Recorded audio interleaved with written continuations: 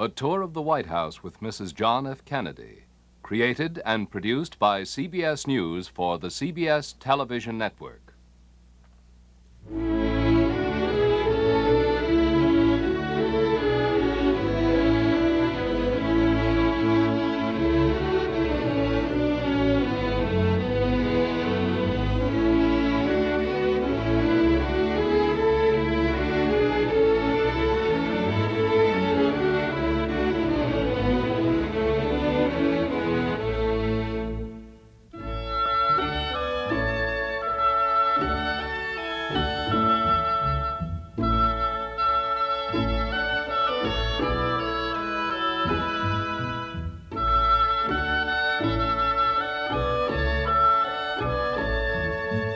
This is the White House, as seen from its south lawn.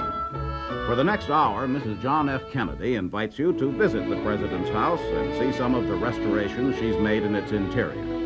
I'm Charles Collingwood. Theodore Roosevelt, who also restored the White House, once wrote, "The White House is the property of the nation, and so far as is compatible with living therein, it should be kept as it originally was.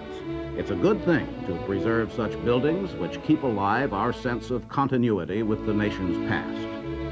Our nation's past is reflected in a small part by the history of the walls of the White House. Before Mrs. Kennedy meets us and guides us through the White House, herewith her personal narrative of the early days of the President's house.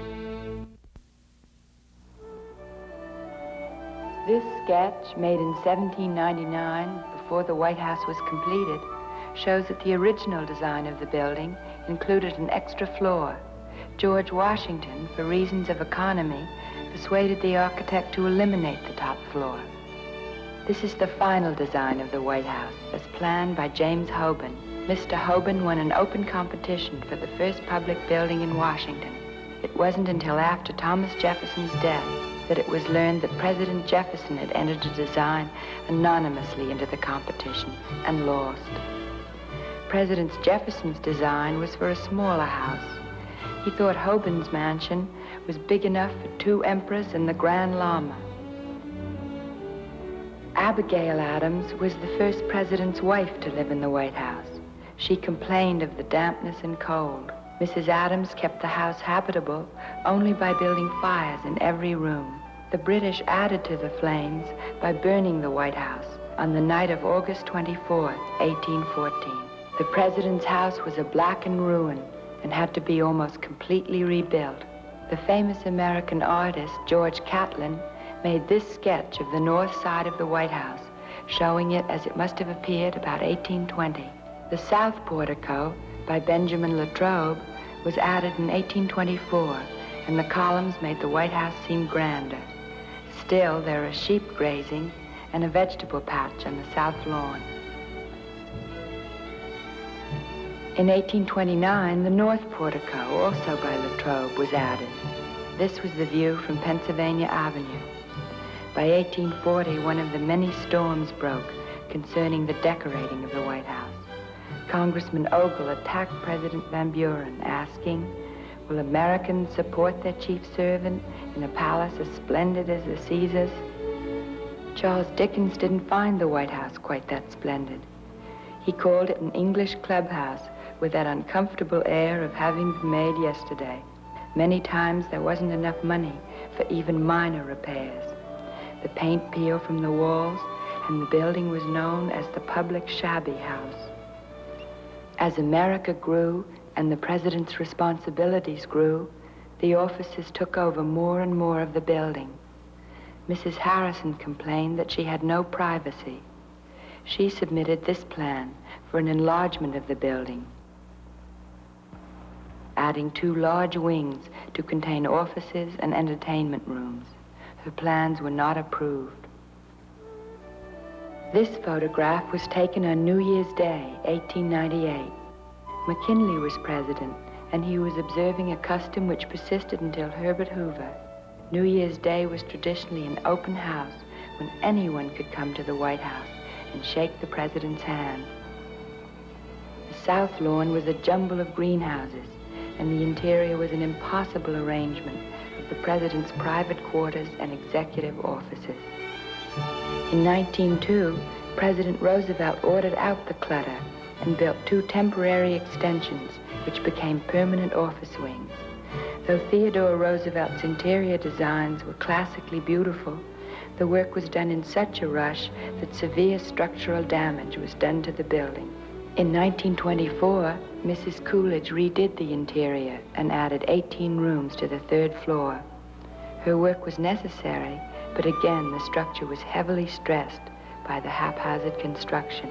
The bill for damages was presented in 1948. President Truman became concerned because the floor of his study was vibrating. An investigation was held, and the structural weaknesses of the White House became immediately apparent. One of the investigators said, "The building is standing up purely from force of habit." The beams under Margaret Truman's sitting room had split. The building was too dangerous for occupancy. The White House was taken apart like a jigsaw puzzle. The pieces were marked and stored away. The whole inside was scooped out. Only the exterior walls were left standing. Steel beams were rigged in the interior. It was a little difficult to get the new steel beams through the windows designed by Mr. Hoban in 1790. It would have been easier and less expensive to demolish the whole building. But the White House is so great a symbol to Americans that the exterior walls were retained. Then piece by piece, the interior of the president's house was put back together. The exterior views were exactly those which Americans had seen throughout this century, except for the balcony on the south portico, which President Truman added.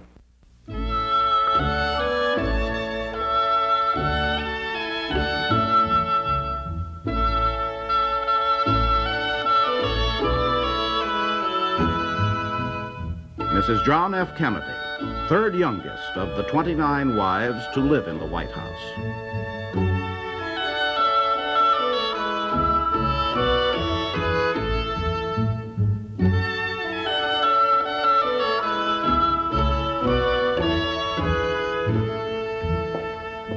Mrs. Kennedy, I want to thank you for letting us visit your official home.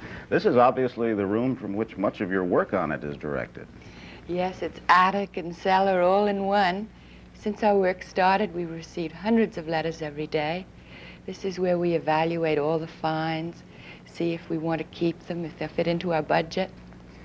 Mrs. Kennedy, every First Lady and every administration since President Madison's time has made changes, greater or smaller, in the White House. Before we look at any of the changes you've made, what's your basic plan? Well, I really don't have one, because I think this house will always grow and should. It just seemed to me such a shame when we came here to find hardly anything of the past in the house, hardly anything before 1902. I know when we went to Columbia, the presidential palace there has all the history of that country in it, where Simon Bolivar was. Every piece of furniture in it has some link with the past. I thought the White House should be like that. Well, now, can you make these changes according to your own personal tastes and desires? Well, no, I have a committee which has museum experts and government people and private citizens on it. And then everything we do is subject to approval by the Fine Arts Committee. What's your budget? Where does it come from? Well, it really, it's small, because everything we do is by private donation. And every time we find an object we want, then we have to go and search for a donor. It's very slow, and that way a lot of things that we would like to get slip away from us.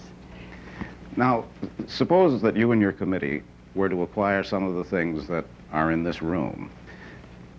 What happens when the next president's wife comes into the White House?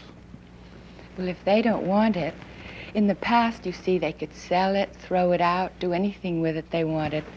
But then a law was passed last spring, which we asked to have passed, whereby everything that's given to or bought by the White House becomes part of its permanent collection. If a future First Family doesn't want it, it goes to the Smithsonian, where it will be taken care of and displayed. Now, if you'll forgive me, this room looks a little bit like an antique dealer's dream. Have you made any good finds lately? Well, we have. This chest is rather interesting. As you know, the thing we care about most is something that belonged to a past president. This little chest was left by President Van Buren to his grandson. It has writing inside it, which shows all that. And this, as we like to have mainly American furniture and things, is rather like Staffordshire, but it's American pottery, which is very rare, of the early 19th century, with an eagle and the shield on it.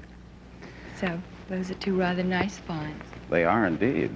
Well, now we've seen some of the ingredients for some of the new furnishings in the White House. Could we see a completed room? Yes, the diplomatic reception room is right here, if you'd like to see that. What is the diplomatic reception room used for besides receiving diplomats? Well, it's the room that people see first when they come to the White House. Everyone who comes to a state dinner here comes through it and leaves by it. So I think it should be a pretty room. It's the way I came in, and it's a beautiful room. The wallpaper is magnificent. Yes, this is wallpaper that was printed in France about 1834. It's all scenes of America. Niagara Falls, New York Harbor,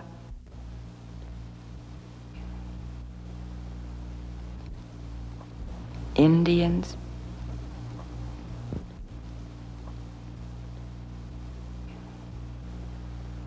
West Point. I think the colors are marvelous. They are. When was it printed? In the beginning of the 19th century. And does most of the rest of the furniture in the room come from that same time? Yes, very much that period. It's all quite unified in this room. Those are beautiful wing chairs over there. They are pretty. They're rather interesting because they're American, as is all the furniture in this room, made in New England about 160 years ago. Mrs. Eisenhower brought all this superb furniture into this room. We added the wallpaper. Speaking of making things, I understand that you've turned one part of this floor into a furniture shop. Is that right? That's true. It used to be the kitchen years and years ago. Then it was a broadcast room under Franklin Roosevelt. President Truman used it to show movies. And now we have an upholstery shop here where we do all our furniture restoring and upholstering. Do you do all of the reupholstering of these old pieces in here? We do mostly. It's much quicker and more practical. It's so exciting to see things grow every day. And then also in this room, we have 3 ladies on loan to us from the National Park Service who catalog every single item in the White House, so we'll be sure nothing is lost track of again. All donors will be given credit in a booklet that everyone can see. There are a lot of other rooms in this particular part of the White House. Are there any that we really need to see? Well, there's the China room and the gold room and the library, which isn't finished yet. I think the first 2 are so well known that it would be better to go upstairs where the rooms there are of so much greater interest. Since we're going to the East Room next, perhaps its history will give you some idea of the evolution of a single room. The East Room was originally intended as an audience room, something like the throne room in European palaces, used for funerals, weddings, meetings with American Indians and other dignitaries. The East Room gradually became associated in the American mind as the place for the grand events in the White House. The artists made the East Room seem larger and larger and raised the ceiling higher and higher until it resembled the Hall of Mirrors at Versailles. Here, from Leslie's chimney corner, the dignitaries of the Civil War are greeted by President Lincoln. Nobody smiles, and everybody but President Lincoln is frozen upright. The artist left a respectful amount of carpet showing. Mary Lincoln had spent a lot of money for the carpet, and her husband was angry. The center figure is Vice President Johnson. And this, the earliest photograph, is the East Room in President Johnson's time. When General Grant became President Grant, He put false, elaborate timbers across the ceiling and furnished the room in a style crossing ancient Greece with what someone called Mississippi riverboat. The predominant feature became 3 cut-glass chandeliers. Under Presidents Arthur and McKinley, more and more potted palms were placed into the room until it looked like a jungle. This is the East Room, just before Theodore Roosevelt ordered his changes. Theodore Roosevelt's renovation. The rug, the timbers, and most of the potted palms were discarded. The room is simple and classic. Roosevelt used it for his state functions, and he once had a jiu-jitsu exhibition there. After Theodore Roosevelt, the potted palms came into the East Room once more, but there were no major changes in this room from 1902 to the present. President Truman raised the chandeliers and reduced them slightly in size. Well, Mrs. Kennedy, this is the East Room pretty much as Americans have known it now for 60 years. Obviously, you haven't felt that you had to make any great changes in it. No, I think it's lovely. I hate to make changes, really, so when you find a room like this, it's wonderful. This piano brings to mind that this is the part of the White House where you have the musical affairs. That's right. This piano was designed by Franklin Roosevelt with the eagle supports. And this is the end of the room where Pablo Casals played for us, where we had a portable stage built when we had the Shakespeare players. Mrs. Kennedy, this administration has shown a particular affinity for artists, musicians, writers, poets. Is this because you and your husband just feel that way, or do you think that there's a relationship between the government and the arts? That's so complicated. I don't know. I just think that everything in the White House should be the best, the entertainment that's given here. And if it's an American company that you can help, I like to do that. If it's not, just as long as it's the best. Isn't that the famous Gilbert Stuart portrait of George Washington? That's right. That's the oldest thing in the White House, the only thing that was here since the very beginning. The government set a rather interesting precedent when that picture was painted. They commissioned the finest living artist of the day to paint the president, and then they gave it as a gift to the White House. I often wish they'd followed that, because so many pictures of later presidents are by really inferior artists. There is another Gilbert Stuart portrait of Washington in the cabinet room. It was given by the Charles Paysons in memory of their son. Is there anything else of great historical interest in this room? Well, there's more about this picture, which is rather interesting. Gilbert Stuart painted the head from life, and then the body was painted by people in his atelier, which was a common practice in the 18th century. And then Dolly Madison, when the White House was burned by the British in 1814, managed to save it, along with a cartload of furniture and documents, which have been invaluable to us in our research. I think that is of historical interest. Yes, and so are these Monroe candelabra. They were down in the gold room, but we put them up here so that now almost every room on this floor has a Monroe candelabra on the mantelpiece. You see, after the White House was burned, Monroe, who came back in 1817, had to refurnish it. So he bought all these superb bronzes in France.